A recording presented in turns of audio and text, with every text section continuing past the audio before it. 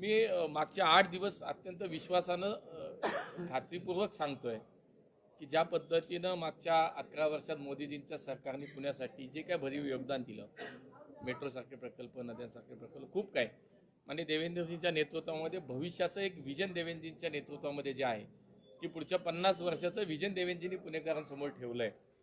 आणि भाजप म्हणून triple engine सरकार, 5 वर्ष महापालिका, राज्यातलं देवेंद्रजींचं सरकार आणि केंद्रातलं मोदीजींचं सरकार, हे ट्रिपल इंजिन सरकारने जे पुणेकरांना, आम्हाला ज्यांनी पुणेकरांनी वारंवार संधी दिली काम करायची, आज 2017ला महानगरपालिकेमध्ये आम्हाला सत्ता दिली, आम्हाला काम करायची संधी दिली. लगेचच आपण पाहिलं असेल की 19मध्ये सर्व आमदार निवडून आले. पुन्हा आपण पाहिलं 24मध्ये विधानसभा लोकसभेमध्ये 100% यश आम्हाला मिळालं पुणेकरांनी.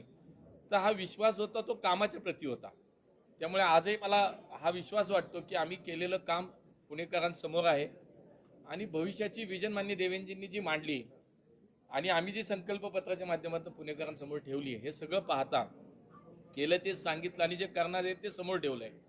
हे जर पाहिलं तर नक्की 120च्या आसपास, आम्ही 120 ते 125च्या आसपास आमच्या जागा निवडून येतील आणि पुन्हा एकदा भारतीय जनता पार्टीचा महापौर या पुण्यामध्ये होईल.